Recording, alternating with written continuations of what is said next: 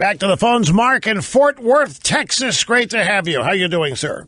I'm great. Rush, Christmas came early this year for me. I've been a listener for 29 years. This is the first time I've gone through to you. This is the best. Well, thank you, sir. I appreciate that. You're welcome.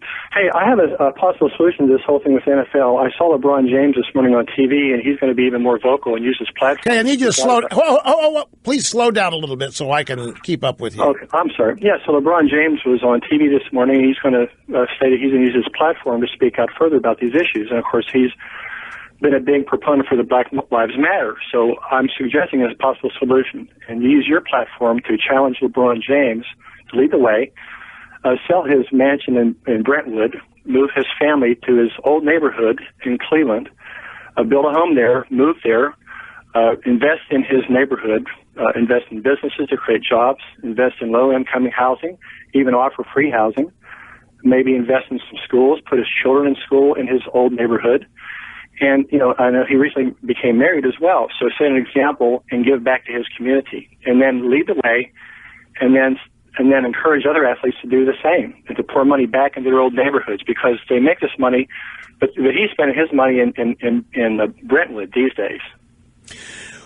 Well,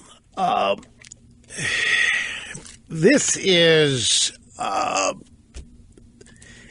something that I have always avoided for professional and programming purposes. I do not engage in personal feuds or challenges or causes like cutting up your credit cards and sending them to Exxon.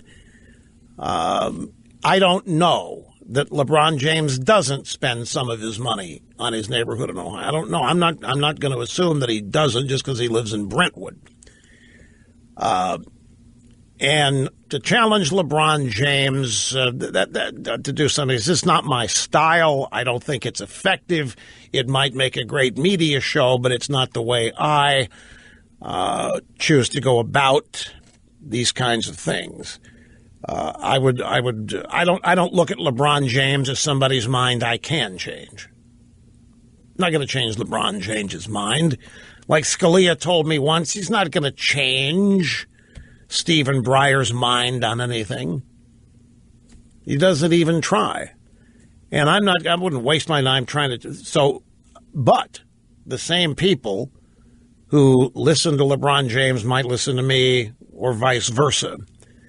And he's now put himself in the arena of ideas, which is where I live every day.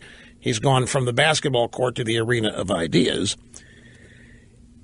And so I just choose to deal with this in a different way. My target has always been what I call the audience, the people, the population. I don't waste my time challenging Al Gore or Tom Steyer or Leonardo DiCaprio or any of these people, because it's showbiz, and half, if not more, of what they're doing is showbiz.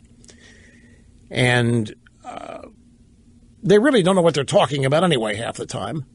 They're engaged in emotional appeals.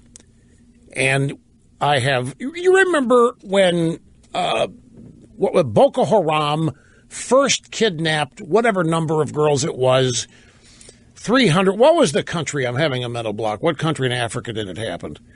Doesn't matter. Okay, let's just call it Nigeria. It could have been Namibia. Could be Nivea. Could be Trump. Whatever Trump calls it is what we'll call it. Well, he got the name of an African country wrong the other day, and the media just went nuts with it. He called Nambia Namibia or something like that. I forget where. Lambda Namibia. But let's say it's Nigeria. Here's what happened. So 300 girls got kidnapped by a bunch of terrorists. And what was the U.S. reaction? Michelle Obama cut a video that then showed up on Twitter and Facebook, and she was holding a sign, "Bring back our girls." Twitter hashtag, "Bring back our girls." What did old El Rushbo do? Pointed out the folly.